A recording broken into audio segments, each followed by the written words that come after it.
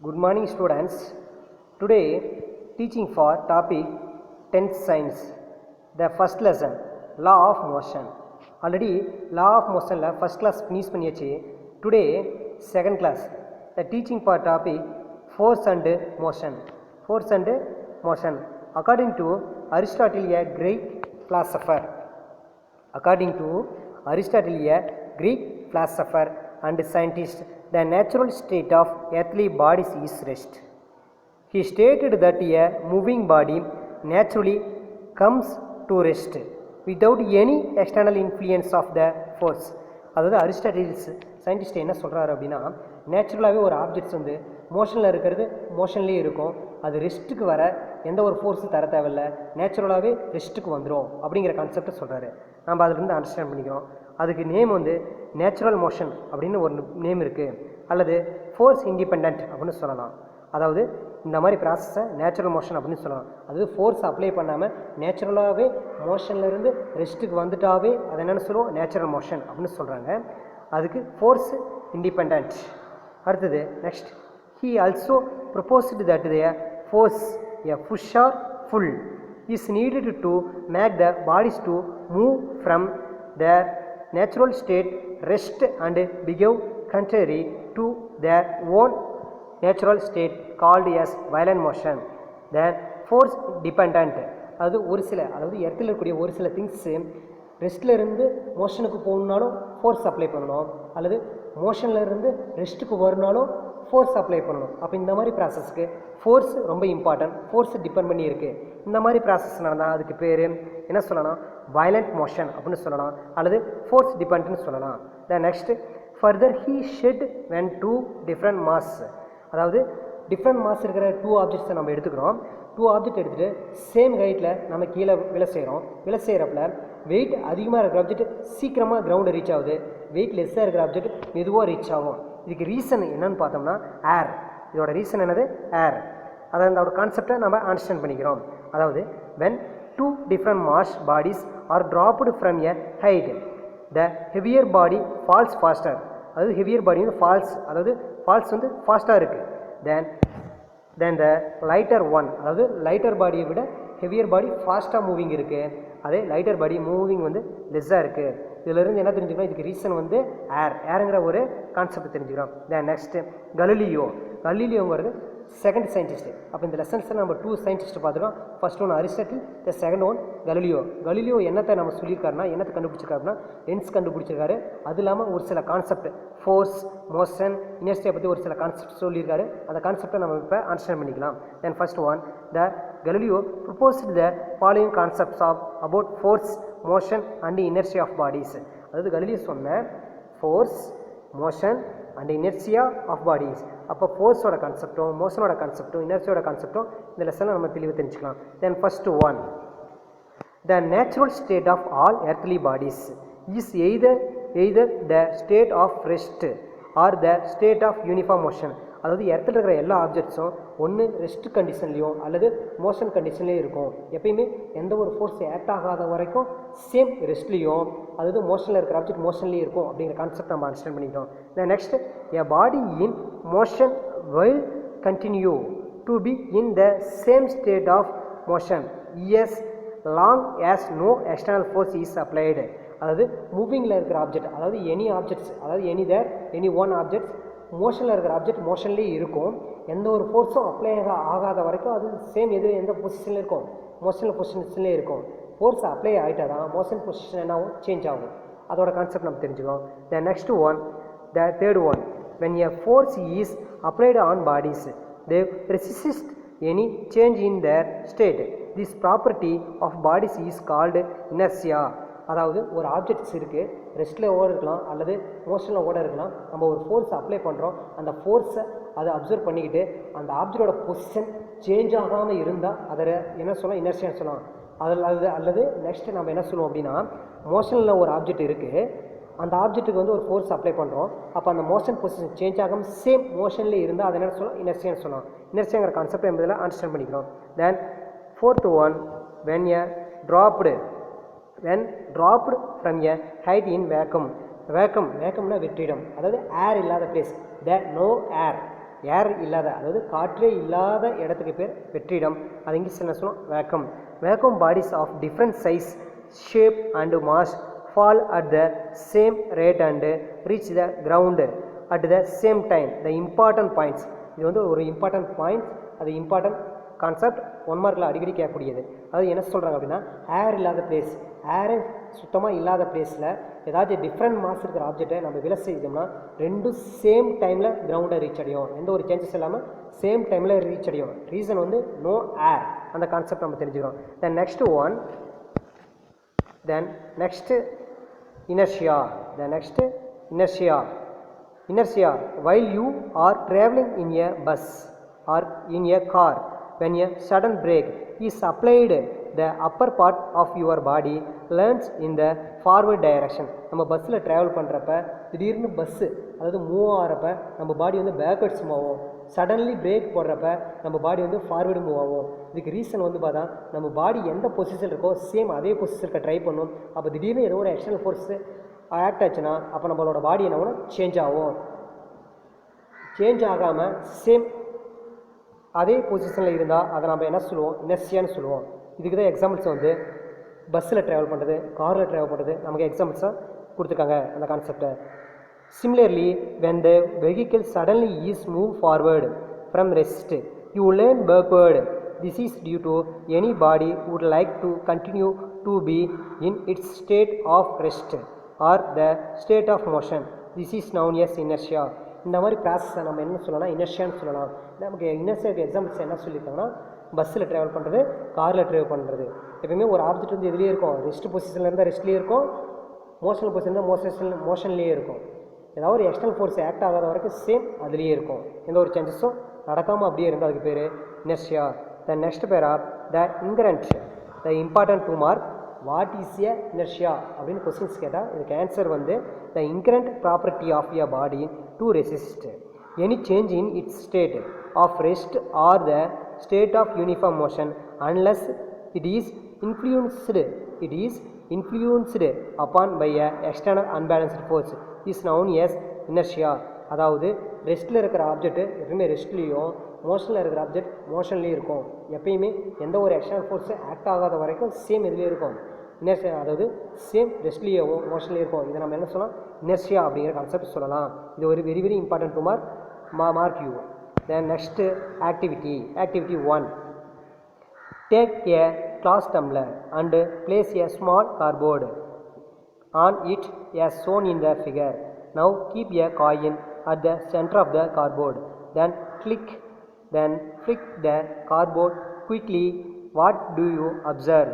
The cardboard falls off the ground and the coin falls into the glass tumbler. இந்த ஆக்டிவிட்டியோட concept என்னென்னா, நம்ம ஒரு tumbler எடுத்துக்கணும், ஒரு கார்ட்போர்டு எடுத்துக்கணும், அண்ட் தென் 1 ரூபி காயின் எடுத்துக்கிறோம். அப்போ திடீர்னு ஒரு ஃபோர்ஸ், அன்பேலன்ஸ்டு ஃபோர்ஸை கார்ட்போர்ட் ஷீட்டில் அப்ளை பண்ணோம்னா அந்த அன்பேலன்ஸ்டு ஃபோர்ஸ்னால் எஃபெக்ட் ஆகி கார்ட்போர்ட் ஷீட்டு மூவ் ஆயிரும். தென் அந்த கார்ட்போர்ட் ஷீட்டுக்கு மேலே இருந்த காயின்ஸ் வந்து சேம் எந்த பொசிஷனில் இருந்ததுன்னா ரெஸ்ட் பொசிஷனில் இருக்கும். அப்போ ரெஸ்ட்லேயே இருக்கிறனால சேம் அந்த காயின் எங்கே விழுந்துரும்னா டம்ளரில் விழுந்துடும். அதுக்கு விழுறது காரணம் நேச்சுரலாகவே இடத்துல என்ன இருக்குது? கிராவிட்டி ஃபோர்ஸ் இருக்குது. அப்போ அந்த கிராவிட்டி ஃபோர்ஸ்னால் காயின் வெளில விழுந்துடும். நம்ம கொடுத்த அன்பேலன்ஸ்டு ஃபோர்ஸ்னால் அந்த ஃபோர்ஸ் ஆக்ட் ஆகி கார்ட்போர்ட் ஷீட்டு வெளியே போயிடும். அப்போ எந்த ஒரு ஆப்ஜெக்ட்டும் ஃபோர்ஸ் ஆக்ட் ஆகாத வரைக்கும் சேம் அதே பொசிஷனில் இருக்கும். அதான் நம்ம என்ன சொல்லுவோம்? இனர்ஷியா. அதனால தான் இதோட ஆக்டிவிட்டி வந்து நம்ம கான்செப்டாக இனர்ஷியாவுக்கு கொடுத்துருக்காங்க. Next, in activity டிஸ்கிரிப்ட் above the inertia of the coin keeps it in the state of rest when the cardboard moves.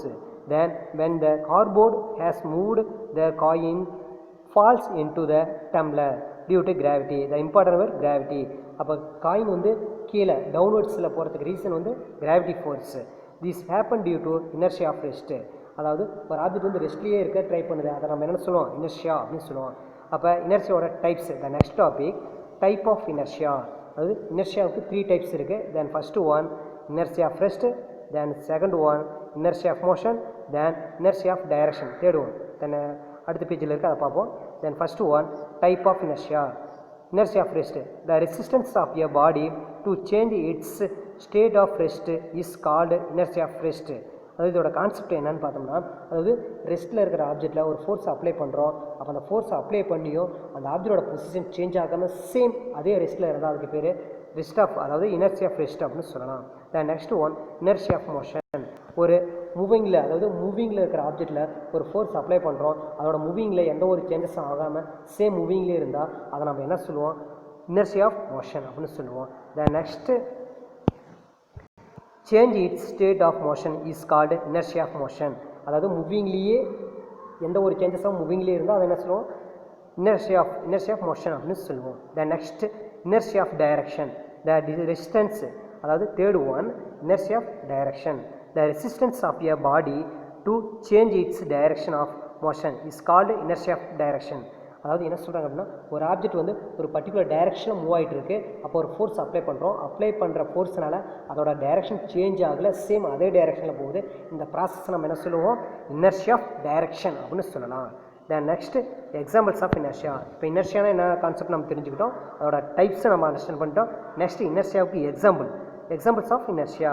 An athlete runs some distance before jumping because this will help him jump longer and height.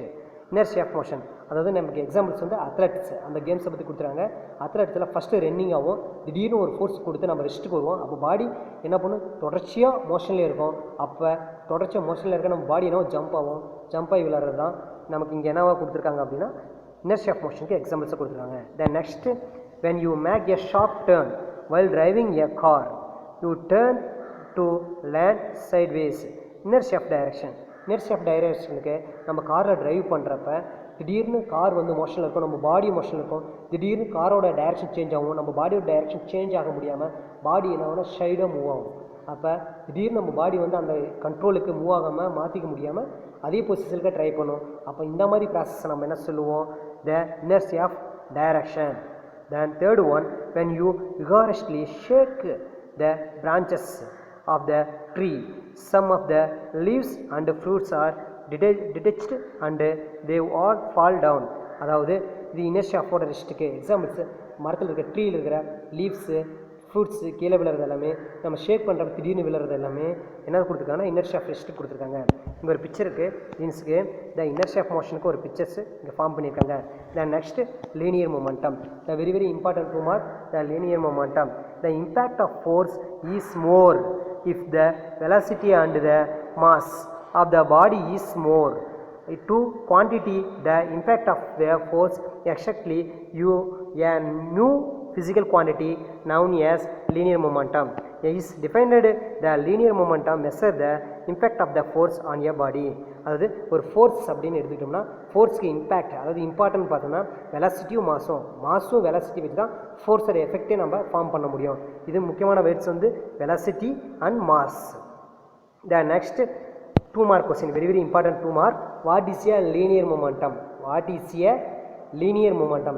And the questions can answer the product of mass and velocity of a moving body gives the magnitude of linear momentum. It acts in the direction of the velocity of the objects. Very important 2 mark.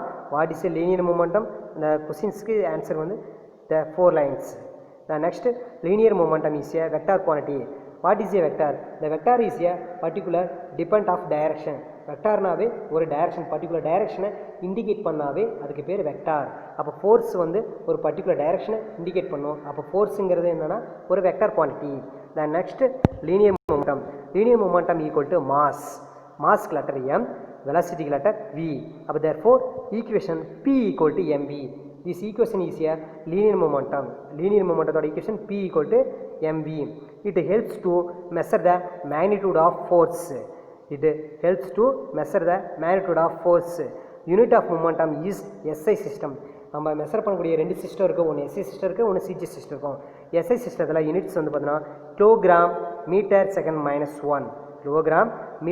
-1 and in CG சிஸ்டத்தில் நம்ம என்ன சொல்லுவோம் அப்படின்னா gram centimetre second -1. The next topic, next Newton's law of motion. அதாவது Newton's எத்தனை law form பண்ணியிருக்காருன்னா 3 laws form பண்ணியிருக்காரு. Then first one Newton first law. This law state that every body continues to be in its state of rest or the state of uniform motion along a straight line. unless it is acted upon by some external force. அதாவது எந்த ஒரு ஆப்ஜெக்டாக இருந்தாலும் சரி, ரெஸ்ட்டில் இருக்கிற object ரெஸ்ட்லேயே இருக்கும், யூனிஃபார்மாக ஒரு straight லைனில் போயிட்டு இருக்கிற ஆப்ஜெக்ட் ஸ்ட்ரெயிட் லைனில் போயிட்டே இருக்கும். எந்த ஒரு ஃபோர்ஸும் ஆக்ட் ஆகாத வரைக்கும், influenced of external force act ஆகாத வரைக்கும் சேம் டூ ஆப்ஜெக்டும் சேம் பொசிஷனில் இருக்கும். ஒருவேளை ஃபோர்ஸ் ஆக்ட் ஆனால் அது பொசிஷன் சேஞ்ச் ஆகிடும். அப்போ சேஞ்ச் ஆகிற கான்செப்ட் நமக்கு தேவையில்லை, சேஞ்ச் ஆகாமல் இருக்கிற கான்செப்ட் தான் நமக்கு இம்பார்ட்டன்ட். அதை தான் சொல்லுது நியூட்டன் ஃபர்ஸ்ட் லா. அதாவது ரெஸ்ட்டில் இருக்கிற ஆப்ஜெக்ட் ரெஸ்ட்லேயே இருக்கும், ஸ்ட்ரெயிட் லைனில் இருக்கிற ஆப்ஜெக்ட் ஸ்ட்ரெயிட் லைன்லேயே இருக்கும். இந்த ப்ராசஸில் எப்போ வரைக்கும் இருக்குன்னா அன்பேலன்ஸ்டு ஃபோர்ஸ் ஆக்ட் ஆகாத வரைக்கும் சேம் அதுலேயே இருக்கும். இந்த ப்ராசஸை நம்ம என்ன சொல்லுவோம் அப்படின்னா நியூட்டன் ஃபர்ஸ்ட் லா அப்படின்னு சொல்லலாம். The next it gives the definition of force as well as inertia. அப்போ இந்த நியூட்டனோட ஃபர்ஸ்ட்ல எதை ஐடென்டிஃபை பண்ணுதுன்னா ஃபோர்ஸ். அப்போ ஃபோர்ஸ்னால் என்ன, அதோட கான்செப்டை பற்றி நம்ம இப்போ தெரிஞ்சுக்கணும். த next one force. Force is an external effort in the form of push or pull with. அதாவது ஃபோர்ஸுங்கிறது எப்படி வெளிப்படும் அப்படின்னா புஷ் ஆர் புல், இழுத்தல் தள்ளுதல், இது மூலியமாக ஃபோர்ஸ் வெளிப்படும்.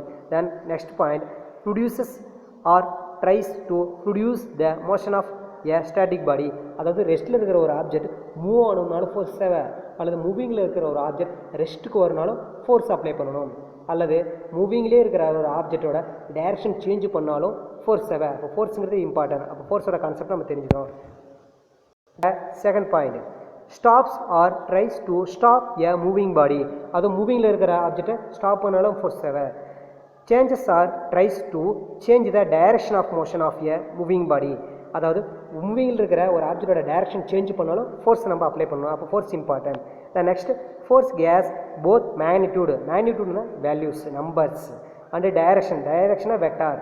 அப்போ ஃபோர்ஸ்க்கு வந்து மேக்னிடியூடு இருக்குது, டைரக்ஷன் இருக்குது. So this is a vector quantity. அப்போ important one mark the vector quantity, important one mark. The next topic type of force. அப்போ ஃபோர்ஸ்னு என்னென்ன கான்செப்ட் நம்ம அண்டர்ஸ்டாண்ட் பண்ணிட்டோம். the next ஃபோர்ஸோட டைப்ஸ். ஃபோர்ஸில் எத்தனை டைப்ஸ் ஃபார்ம் ஆயிருக்குன்னா 2 types. then first one the based on the direction in which the force act they can be classified into 2 type of force.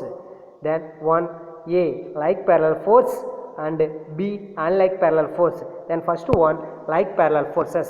அதாவது like parallel forceங்கிற concept நம்ம understand பண்ணிக்கிறோம். two or more forces of equal or unequal magnitude acting along a same direction parallel to each other are called like parallel force. அதாவது 1 or 2 forces act ஆகக்கூடிய side same direction, அதாவது 1 or 2 forces act ஆகிறப்ப same டைரக்ஷனில் act ஆனால் அது like parallel force, அல்லது 1 or 2 forces opposite டைரக்ஷனில் act ஆனால் அதுக்கு பேர் அன்லைக் பேரலல் ஃபோர்ஸ் அப்படின்னு நம்ம சொல்லுவோம். The next topic unlike parallel forces. If 2 or more equal forces or unequal forces act along opposite direction, the important word opposite direction, parallel to each other, then they are called unlike parallel forces. Action of forces are given table. அதாவது like parallel ஃபோர்ஸ்க்கும் unlike parallel ஃபோர்ஸ்க்கும் table form பண்ணியிருக்காங்க. அதில் ஒரு equation வரும், அதை பற்றி நம்ம கான்செப்டை இப்போ அண்டர்ஸ்டாண்ட் பண்ணிக்கலாம். Then next table. Action of forces. The first one parallel forces are acting in the same direction. அதாவது பேரலல் ஃபோர்ஸஸில் ஃபோர்ஸ் ரெண்டுமே 2 ஃபோர்ஸஸும் சேம் டைரக்ஷனில் ஆக்ட் ஆனால் அதோட ஆப்ஜெக்டோட பொசிஷன் எப்படி இருக்கும், அதோட ஃபார்மை எப்படி ஃபார்ம் பண்ணுறதுங்கிறத இங்கே கான்செப்ட் பண்ணியிருக்காங்க. இந்த F1ங்கிறது ஃபஸ்ட் ஃபோர்ஸஸ், F2ங்கிறது செகண்ட் ஃபோர்ஸஸ் ஆப்ஜெக்டில் ஆக்ட் ஆகுது. அப்போ அதுக்கு ஃபார்முலா தென் எஃப் நெட்டு. எஃப்ங்கிறது ஃபோர்ஸு, நெட்டுங்கிறது டோட்டல் ஃபோர்ஸ் தான் நம்ம நெட் அப்படின்னு சொல்லுவோம். டோட்டல் ஃபோர்ஸஸ் தான் நெட் அப்படின்னு சொல்லுவோம். அதாவது F1ம் F2ஓட டோட்டல் ஃபோர்ஸ் தான் நெட் அப்படின்னு சொல்லுவோம். Then equal to F1 + F2. The first formula F net equal to F1 plus F2. Then second forces unlike parallel force.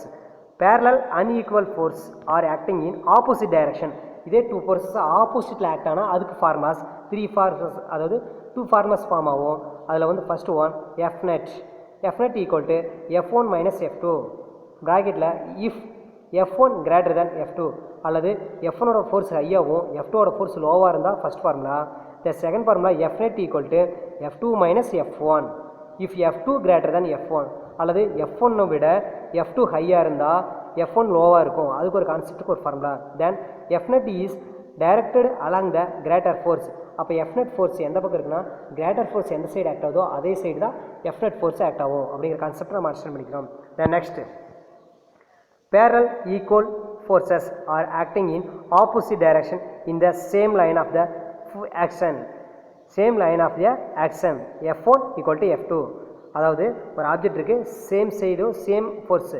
அதாவது ஒரு ஆப்ஜெக்ட் இருக்குது, ஆப்போசிட்டில் ஆக்ட் ஆகுது. ஏன்னா ஃபோர்ஸோட வேல்யூ வந்து சேம், F1ஓட வேல்யூ F2ஓட வேல்யூ சேம். அப்புறம் வந்து ஃபோர்ஸ், அதாவது ஆப்ஜெக்டில் ஏதோ ஒரு எஃபெக்ட் ஆகுமா, ஆப்ஜெக்டில் எந்த ஒரு எஃபெக்ட் ஆகாது, அப்போ value equal to 0.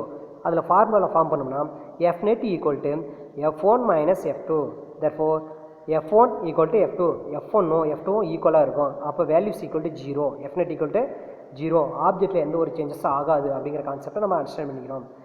Okay students, today நம்ம என்ன அண்டர்ஸ்டாண்ட் பண்ணிக்கிட்டோம் இந்த லெசனில், ஃபோர்ஸ்னால் என்னென்ன அண்டர்ஸ்டாண்ட் பண்ணிக்கிட்டோம். ஃபஸ்ட்டு ஒன் பார்த்தா அரிஸ்டாட்டிலோட கான்செப்ட், கலிலியோட கான்செப்ட், இனர்ஷியான்னு தெரிஞ்சுக்கிட்டோம், இனர்ஷியோட டைப்ஸ் தெரிஞ்சுக்கிட்டோம். நெக்ஸ்ட் ஒன் அதாவது லீனியர் மூமெண்ட்டை தெரிஞ்சுக்கிட்டோம். தென் கடைசியை பார்த்தோம்னா நம்ம என்ன அண்டர்ஸ்டாண்ட் பண்ணிக்கிட்டோம் அப்படின்னா, அதாவது நியூட்டனோட லாஸ், அதாவது ஃபர்ஸ்ட் லா பற்றி அண்டர்ஸ்டாண்ட் பண்ணிக்கிட்டோம். Okay students, thank you to all.